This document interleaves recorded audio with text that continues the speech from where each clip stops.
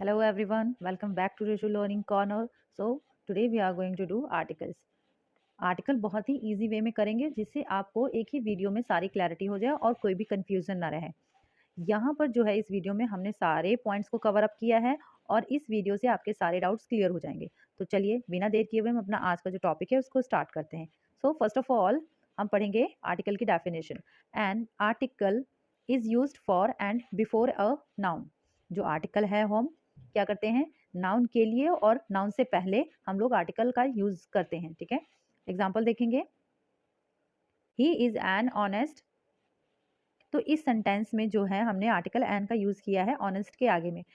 तो यहाँ पर जो ऑनेस्ट है वो काम कर रहा है एज अ एडजेक्टिव। ठीक है, और क्योंकि जब भी हम करेंगे कोई भी आर्टिकल प्लेस करते हैं सेंटेंस में, तो हमें सबसे पहले देखना होता है कि कहीं पर नाउन है या नहीं। अगर हम इस सेंटेंस को पढ़ रहे हैं तो हमें कहीं भी नाउन नजर नहीं आ रहा है एन के बाद। ठीक है, ऑनेस्ट क्या दिया हुआ है, एडजेक्टिव दिया है, यानी कि विशेषता बताई हुई है। ठीक है, और यहाँ पे क्योंकि नाउन नहीं है तो इसलिए हमारा जो है यहाँ पे एन आर्टिकल नहीं आना चाहिए था।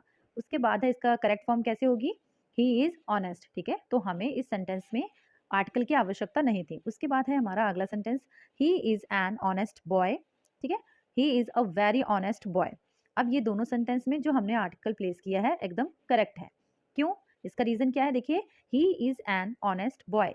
जो बॉय है वो नाउन है यानी कि संज्ञा है, और संज्ञा लगी है इसीलिए हमने जो है आर्टिकल लगाया है। ठीक है, बिफोर और फॉर नाउन के लिए हम जो है आर्टिकल का यूज करते हैं। और यहाँ पर जो है ऑनेस्ट क्या है, ये नाउन की जो है विशेषता बता रहा है। ठीक है, वह एक ईमानदार लड़का है। उसके बाद है he is a very honest boy. तो इसमें क्या है, बॉय है, नाउन लगा है, और यहाँ पे ऑनेस्ट जो है नाउन की विशेषता बता रहा है। और वेरी क्या है हमारा, यहाँ पे जो है एडवर्ब का काम कर रहा है, यानी कि एडवर्ब है। अब जानेंगे हम लोग इनडेफिनेट आर्टिकल्स। इनडेफिनेट आर्टिकल्स क्या होते हैं, जब भी कोई चीज़ जो है अनिश्चित हो तो हम लोग जो है ए एंड एन का यूज़ करते हैं। ए और एन का जो है प्लेसमेंट हम कैसे करेंगे, सेंटेंस में के जो है सिंगुलर होना चाहिए और वो काउंटेबल होना चाहिए। ठीक है, जिनकी गिनती की जा सके, वहाँ पर हम लोग जो है ए और एन का यूज़ करेंगे। कभी भी आर्टिकल प्लेस करते हुए या फिर आर्टिकल से रिलेटेड क्वेश्चन को सॉल्व करते वक्त हमें हमेशा ही अपने दिमाग में ये बात ध्यान रखनी चाहिए कि अगर हम आर्टिकल का ए और एन का जो है प्लेस कर रहे हैं तो हमें हिंदी व्यंजन और स्वर ध्वनियाँ जो हैं उनको ध्यान में रख के करना चाहिए। और जब हम ऐसा करते हैं तो हमारा जो सेंटेंस है वो कभी गलत नहीं होगा। तो चलिए ए का प्लेसमेंट कहाँ करेंगे हम, जब हमें व्यंजन ध्वनि क ख ग घ है ना, ऐसे ही फर्दर जो भी हैं आती हैं तो वहाँ पर हम ए का यूज़ करते हैं। वहीं पर अगर हम बात करें एन का, तो एन का प्लेसमेंट जब हम करते हैं तो हमें स्वर ध्वनि याद रखनी होती है, जैसे कि आ का साउंड आए, अ का साउंड आए, ई है ना, ऊ ऐसे साउंड आए तो हमको एन लगाना होता है, यानी कि वॉवल साउंड के आगे लगाना होता है। और जब भी हम इसका इस्तेमाल करेंगे तो ये बात हमेशा ध्यान रखेंगे कि जब भी आप आर्टिकल लगाएं यानी कि एन जो है स्वर ध्वनि के अकॉर्डिंग लगाएं, तो कभी भी सिर्फ लेटर देख के जो इंग्लिश के हमारे वॉवल हैं जैसे ई, ए, ई, आई है ना, ओ, यू, इनको देखकर ही नहीं लगा देना है। हमें इनका साउंड को ध्यान में रख के हुए लगाना है कि कौन सा साउंड निकलता है। तो चलिए देखते हैं हम, ये हमारे जो हैं बहुत ही कॉमनली यानी कि मोस्ट आस्क्ड जो वर्ड्स हैं ये अक्सर पूछे जाते हैं।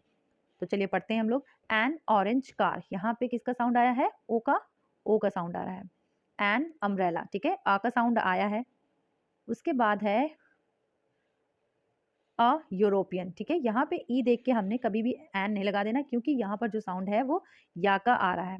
अ university, a unit of syllabus, a union of leaders, a year, an earn, आ का साउंड आया है तो इसलिए हमने एन लगाया है।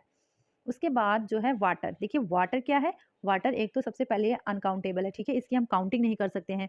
तो जिस भी चीज़ की हम लोग काउंटिंग नहीं कर सकते हैं वहाँ पर हमें आर्टिकल की आवश्यकता नहीं होती, और अगर हम आर्टिकल प्लेस कर देते हैं तो वो हमारा सेंटेंस क्या हो जाएगा, वर्ड क्या हो जाएगा, गलत हो जाएगा। एन एफ बी आई, यहाँ पे आप एफ देख कर कभी ए मत लगा देना क्योंकि एफ का साउंड हमारा आ रहा है ए से। उसके बाद है अ वी, ठीक है, an year of this kingdom, an honour, an R, a one-eyed person, a useful book, a house, an honest girl, an MA student, a member, यहाँ पे MA में ए का साउंड आया है। an old man, ओ का sound आया है। Definite articles यानी कि निश्चित आर्टिकल, अब हम यूज करेंगे दा का। दा का यूज कहाँ पे करते हैं और कैसे करते हैं?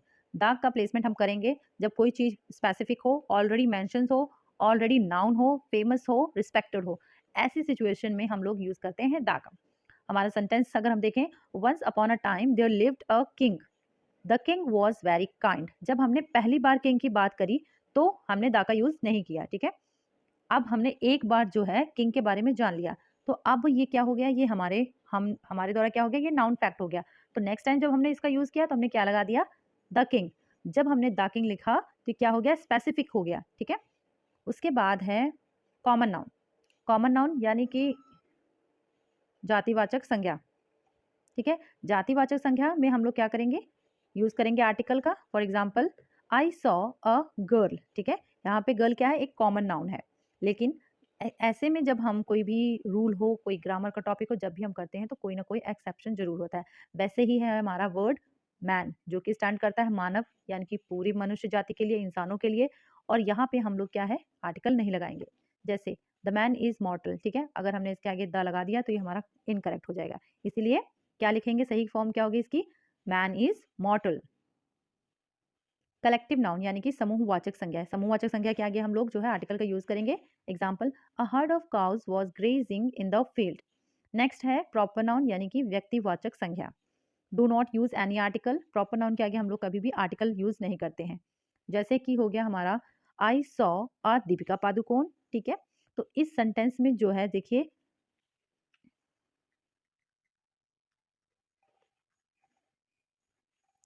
I saw a Deepika Padukone, a Manoj is calling you. अब इन दोनों सेंटेंस में आर्टिकल का यूज किया है। कौन सा करेक्ट है और कौन सा इनकरेक्ट है, इसका रीजन क्या है, देखिए। जब भी कोई अननाउन होता है, ठीक है, जिसके बारे में हम नहीं जानते, तो वहां पे हम लोग क्या करते हैं, ए और एन का यूज जो है करते हैं, ठीक है। अब इस सेंटेंस में देखिए, जैसे I saw a Deepika Padukone, क्या दीपिका पादुकोण जो है वो अननाउन है, नहीं ना, इनके बारे में सभी लोग जानते हैं। तो हमने क्या किया, यहाँ पर आर्टिकल जो है ए का यूज नहीं होगा, ठीक है। उसके बाद इधर भी एक एक्सेप्शन है, जैसे अ मनोज इज कॉलिंग यू, ठीक है, यहाँ पे आर्टिकल मनोज के आगे लगा है। उसके बाद है when proper noun is used, second point क्या होगा, when proper noun is used as a common noun for comparison. जब कोई प्रॉपर नाउन होगा उसको हम यूज करेंगे कंपैरिजन के लिए। जैसे कि she is the Lata Mangeshkar of our class, ठीक है। यहाँ पे जो लड़की है उसका कंपैरिजन लता मंगेशकर से किया गया है।